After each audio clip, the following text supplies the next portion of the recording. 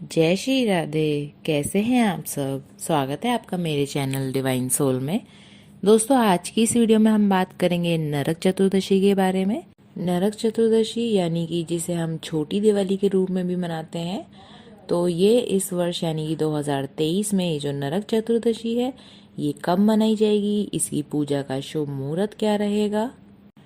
इसके साथ ही हम इस वीडियो में ये भी जानेंगे कि अभ्यंग स्नान का शुभ मुहूर्त क्या है, अभ्यंग स्नान का महत्व क्या है और इसकी पूजा विधि क्या रहने वाली है। तो ये सभी जानकारियां जानने के लिए मेरे साथ इस वीडियो में अंत तक बने रहिए। और चलिए शुरू करते हैं। लेकिन शुरू करने से पहले अगर आप मेरे चैनल पर पहली बार आए हैं तो मेरे इस चैनल को सब्सक्राइब ज़रूर कीजिए, और अगर आपको मेरा ये वीडियो पसंद आता है तो मेरे वीडियो को लाइक कीजिए और इसे ज़्यादा से ज़्यादा शेयर कीजिए। तो चलिए दोस्तों शुरू करते हैं। दोस्तों, हिंदू पंचांग के अनुसार कार्तिक मास के कृष्ण पक्ष की चतुर्दशी तिथि को नरक चतुर्दशी या छोटी दिवाली मनाई जाती है। धनतेरस के एक दिन बाद और दिवाली से ठीक एक दिन पहले मनाए जाने के कारण हम इसे छोटी दीपावली के रूप में भी मनाते हैं। नरक चतुर्दशी को छोटी दिवाली, नरक चतुर्दशी, काली चौदस और रूप चतुर्दशी के रूप में भी जाना जाता है। दोस्तों, नरक चतुर्दशी के दिन मृत्यु के देवता यानी कि यमराज जी की पूजा की जाती है।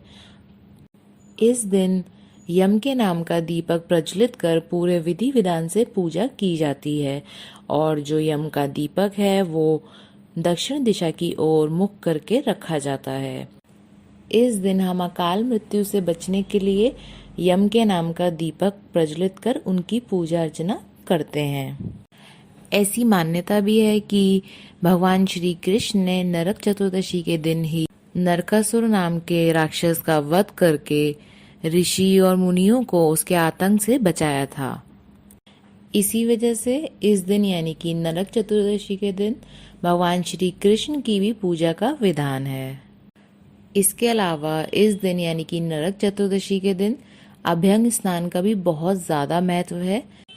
इस दिन सूर्योदय से पूर्व उठकर शरीर पर उपटन लगाकर या तेल लगाकर स्नान करने की जो प्रक्रिया होती है उसको अभ्यंग स्नान कहा जाता है, जिसमें हल्दी, चंदन, बेसन, दही और कई जड़ी बूटियों को मिलाकर उसका एक लेप बनाया जाता है और उस लेप को पूरे शरीर पर मला जाता है।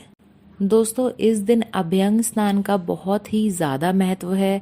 इस दिन ये लेप लगाकर अगर हम स्नान करते हैं तो हमें सुंदर रूप की प्राप्ति होती है, और इस दिन जो माता लक्ष्मी हैं वो तेल में निवास करती हैं, तो इस दिन हमें तेल अपने शरीर पर ज़रूर लगाना चाहिए। अगर हम अपने शरीर पर नरक चतुर्दशी के दिन तेल लगाकर अगर स्नान करते हैं तो हमें कभी भी जो धन, ऐश्वर्य या यश की कभी भी हमें कमी नहीं होती। दोस्तों, नरक चतुर्दशी के दिन यम की पूजा करने से, यम के नाम का दीप प्रज्वलित करने से हमें दीर्घ आयु की प्राप्ति होती है और अकाल मृत्यु से हमें मुक्ति मिलती है। इस दिन जो हम यम का दीप जो हम प्रज्वलित करते हैं वो हम मिट्टी का या फिर आटे का ही प्रज्वलित करते हैं।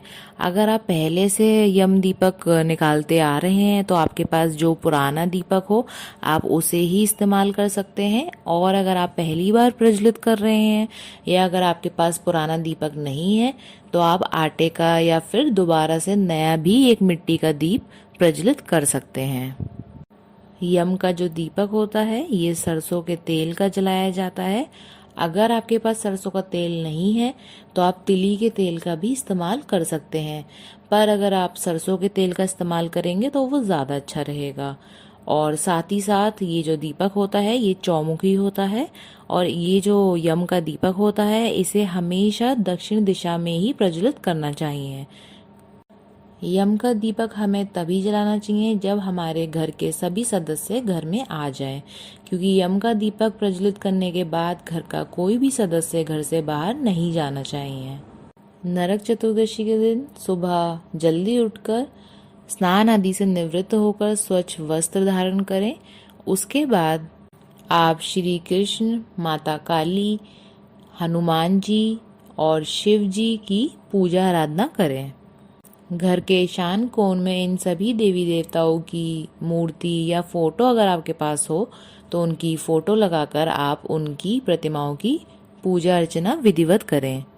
जल, रोली, अक्षत, फूल माला चढ़ाएं, धूप दीप जलाएं और मंत्रों का जाप करें और शाम के समय यम के निमित्त यम का दीपक निकालें। तो चलिए दोस्तों, अब जान लेते हैं कि इस वर्ष यानी कि 2023 में नरक चतुर्दशी का जो ये पर्व है ये कब मनाया जाएगा, क्योंकि लोगों को बहुत ही ज़्यादा कन्फ्यूजन है कि ये हम 11 तारीख को मनाएंगे या 12 नवंबर को मनाएंगे। तो चलिए जानते हैं।